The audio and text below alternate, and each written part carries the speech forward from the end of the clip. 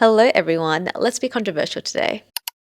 As seen from the title, I am going to be going through all the popular books on all book spaces, so BookTok, BookTube, Bookstagram, that I just did not like. Now, I feel like I have to add in a disclaimer. I feel like this should be implied by now, but from what I've seen online over the past year, it isn't. An attack on a book is not an attack on your character. I'm critiquing a work of art, any form of media. I'm not critiquing you as a person if you happen to really love it. And I feel like that should be common sense, but from all the discussions that have been online in the bookish spaces, I feel like people tend to forget this. I myself love critiquing books, not because I like to hate on books, but my brain just works in a way that I just enjoy thinking really deeply about all types of books, no matter how deep the book actually is. With that really long disclaimer done, I'm going to move on. So this video is split into 3 categories. And if you see me looking down, it's because I've got my notes here. The first category is books I actually could not finish, aka DNFed. These are the books that I just could not bear to continue because I just disliked them so much. Second category, books I did manage to finish but could not get behind. And then 3, books I actually didn't actively dislike, but I just don't get the hype at all. And honestly, the more hype I see around it, the less I like it. Okay, so first we'll talk about the books I DNFed. Now, it didn't come from me saying that I cannot have an opinion on these because I didn't finish them. I feel like not being able to finish it is sort of an opinion in itself. The fact that I couldn't finish it kind of speaks to how bad I thought it was. So yeah, I am not going to reserve judgment on something I did not finish. There is a reason why I didn't. First up, Throne of Glass. I know this isn't as big as Akata, but this is pretty big. And I first heard about it years and years ago. I could not watch any video without escaping this series. And this is also before, I guess, all the SJM controversy. I will probably never pick up another book by her. I don't want to promote her. I don't want to platform her. And I don't think counting it as a book I didn't like is platforming it. But I just want to talk about this because it's been bothering me, and especially given its rise in popularity. So when I read this, I just immediately did not understand why everyone had been raving about this for so long. The writing was just really bad. I am not a snob or an elitist, I don't think. I've read books where the writing is not amazing, but there's something about the characters and the story that has so much heart that I'm pulled in and I can dismiss the subpar writing. In this case, the writing just made the characters in the story so unbelievable to me that I couldn't look past it. And I know it's a fantasy, so when I say unbelievable, I don't mean grounded in reality. I just mean that in terms of the reality of the world, it didn't make sense. So here we have Selena, I think that's how you say her name, who was meant to be the best assassin in the world, and yet we do not get to see this ever. From the moment that we're introduced to her as a character to the moment I guess I stopped reading,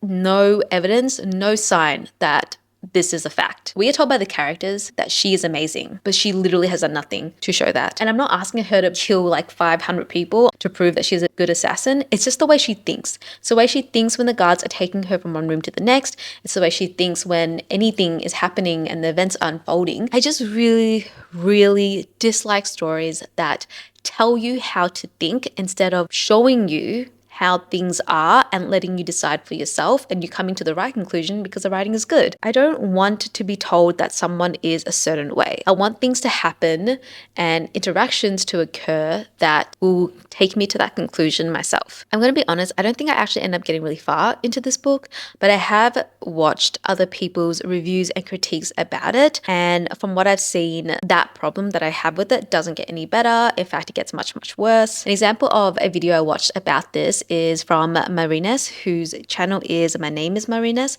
I have linked her below. If you haven't seen it, go check it out. I think it's so thoughtful and respectful, and yeah, just I love her commentary on a lot of books and a lot of media. This is no exception. Basically everything I feel about the book, she has worded it so much better than me, and also she actually finished the book, so she can actually talk to the whole book's events. Moving on to Icebreaker.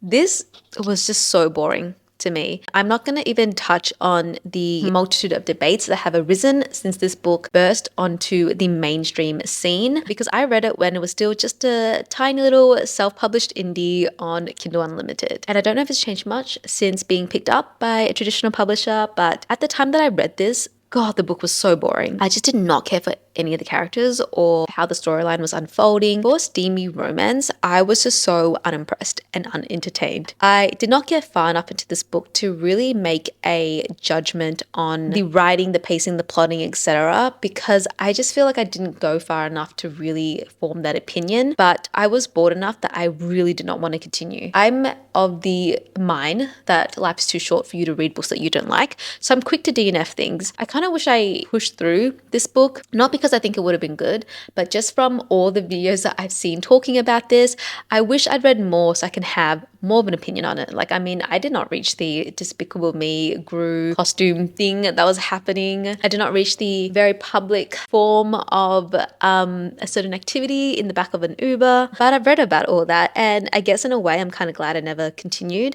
But also, given how bored I was just from a lot of things that were happening, I feel like I would have just been really unimpressed, even with how outrageous those scenes are. I feel like there's a lot of hate towards this book, and I don't know if it's rightfully so, but for me at least, I was just bored out of my mind. And for the final book in this category, we have Out on a Limb. Now this I was also bored by, but in a way that was a bit more disappointing than the other one. But disappointing, I mean, I really wish this could be a book that I liked because I loved what it was bringing to this genre. Just personally, I didn't really care to continue. The characters were so sweet. I loved the disability rep so much, and I love that one of the disabilities was the author's as well, because you know she's going to treat it with so much care. But I couldn't really be bothered finding out what happens next. I really wanted to like this because the romance seemed quite sweet and the characters were actually good people, and there was no sign of the miscommunication trope at all. So it was really set up for me to love it, but unfortunately I just didn't. I don't know if I should give this another go or not. Like, maybe I'll think differently about it now. I've seen so much love for it, and rightfully so. Like with other books, I see a lot of love for it and I'm just like, really? I've been reading the same book? With this one, I get it. It just didn't work for me. Now, I also read the indie version of this, and I have a feeling that not much actually did change when it got traditionally published. I will say though that the traditionally published cover is so much better than the self-published one. Still love the look of it and the feel of it, and I just so wished I liked this better. If someone really does love this book watching this, please comment below and convince me to give it another shot. Sorry if the camera angle is now slightly different. I'm not sure about how much I was zoomed in before. I had to take a break because the battery was dying. I don't know if the zoom is exactly what it was before. Anyway, I finished the first category. Now let's move on to the next, which is the books I actually did finish but didn't enjoy. First up, The Duke and I. I am still so mad at how big this show became. I remember when I first heard that it was getting adapted, I so wished there was another historical romance series because I've read a lot and there are so many that I think probably deserve it way more than the Bridgerton series. I know that might be a bit harsh to say, but yeah, there are just so many things wrong with this series, but I'll talk about the first one specifically. I think one of the main things, the main thing is that I hate how this book and then the show as well dismisses the SA, and I'm saying SA because I don't know if that's going to be flagged by YouTube or not. I am so mad at how it completely dismisses that scene in the book, and to be completely honest, I haven't actually watched the full season on Netflix. I couldn't make it past the first episode, but I did read up on it after it had premiered, and yeah, it sounds like even though it was done slightly better than the books, it was still a problem. And I just don't understand how more people aren't speaking about it. I know some people are, but to me, it's just so unforgivable and such a harmful and careless thing to show on mainstream media, because something like that, people can argue that it blurs the line, but for me, it doesn't. And I feel like putting it between two people who are meant to be in love and showing forgiveness really makes it feel like a gray area when it shouldn't be. I think there should be a lot of outrage over that scene. I don't know if I'm just being too critical about this, but those are just my feelings on it. I think after that happened, I just could not get behind the couple at all. It just soured me a lot on that relationship. I really disliked that book because of that. I actually wasn't loving it before that anyway, but this was sort of the nail in the coffin. Next up, we have The Fine Print. This is the first book in the Dreamland Billionaire series, which is basically, if Disney was owned by a couple of hot young billionaires. I thought I would like this book because of that theme park aspect, but it was just so silly. Like none of it made sense. And I just don't understand how someone in that position can have that much free time. I know it's just a book and it's not realistic, but I just couldn't suspend my disbelief for long. And I think it didn't help that the characters just felt so 2D to me. Like all the girl does is laugh and is bubbly, and all the guy does is just brood. Honestly, all I remember about them, I just felt no connection to them. They just didn't feel like real people. The story was silly. And yeah, I did try reading the second book hoping that it'll get better, but the main female character in that one felt very similar to the main female character in this first one. So I just was like, I'm not doing this again. I can't. It's like a copy and paste of the first brother that we saw. Why would I put myself through that again? It's been a while since I read this book, I think, so I don't actually have much more to say besides that. I feel like I haven't actually heard about this book in a while, but it has a lot of ratings on Goodreads, which I wasn't expecting. So I did want to talk about it. I think I ended up rating it like 2 stars or something like that. And I haven't tried the author's any other works since. I know she had a new one that came out, Love Redesigned or something, but just my feelings on these books made me not really want to give her another chance. So yeah, I think it's a no-go for me. And then for the final category I'm going to be talking about, we have the books I actually liked, but I didn't understand the hype behind it. So these are all around the 3 stars range. First up, Before the Coffee Gets Cold. This has really blown up. My local bookstores are constantly showcasing this series. Now, while I agree that the stories themselves in this book, like the mini stories in this whole bigger book, are emotional and heartbreaking, I just feel like the writing really lets the heart of the story down. For such an emotional book, the writing feels so detached, telling you things and not showing you things. And I don't know if it's a translation thing. I mean, I know that Japanese books tend to be a little different in the way they're written, but I do read a lot of translated novels, so I don't think that's the problem here. I don't know, the pacing just felt really weird. The interactions between characters felt really stilted and nothing was really flowing. The actual stories and the concept and all of that I really enjoyed. It's just the writing really took me out of it and just made me feel really detached from what was happening, which is not the point of the story.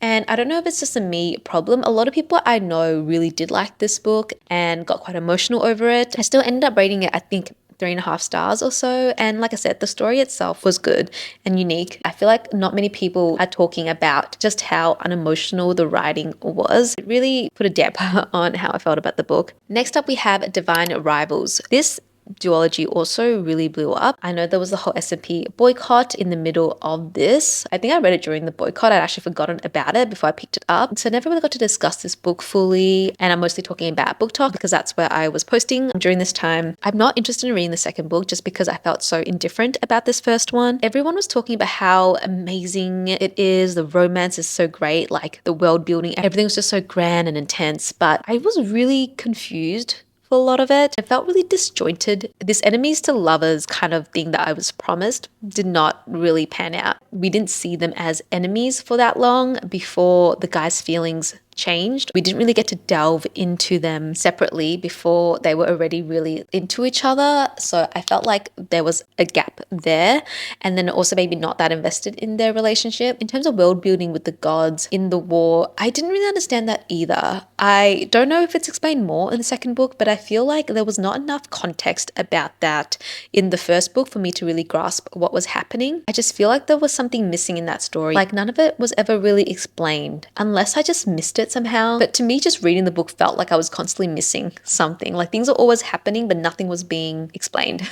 That's how I felt about the book, how I felt about the characters' relationships, etc., and why I just could not get invested in the story, and also why I don't care to go on to the second one. So for the last book in this category, as well as the last book overall, we have The Ministry of Time. This book was not as good for me as it was for everyone else. I feel like so many people were raving about this book, and I get it. It's really unique and different to a lot of things I'd read before, but I don't know, I just didn't like the vibe of it that much. I feel like it was trying to do too many things at once. And now I know that it's not super sci-fi, and I went into the book knowing that, so I wasn't too disappointed by that or anything. I tried to take it as it was and not expect anything from it, but I was still left a little disappointed. I just didn't believe in the romance, and I put quotation marks because I just feel like there was barely anything there, but yet we were told that there was. And the author put a picture of the guy in history because she used a real life person. Anyway, she put a picture of him at the back of the book or something like that, and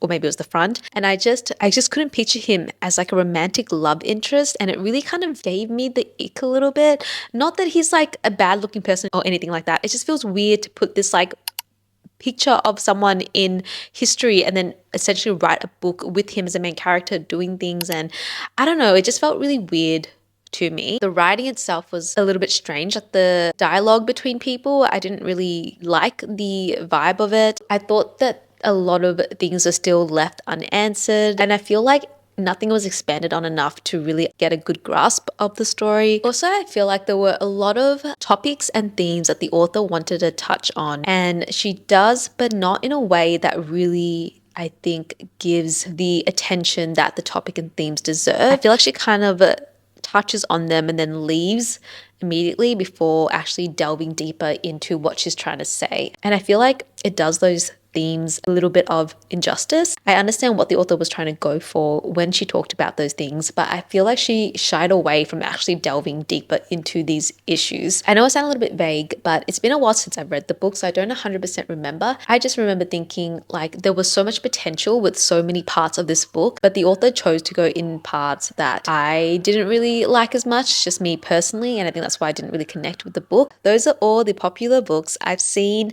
around on Bookish Spaces that I personally did not like. If you love these books, great. I'm so happy for you. If you didn't, I hope this video is a little bit of a comfort knowing someone else also doesn't like the books. Please let me know what popular books you didn't like or were let down by. Don't forget to like, comment, and subscribe. And as always, thanks for watching. I'll see you next time.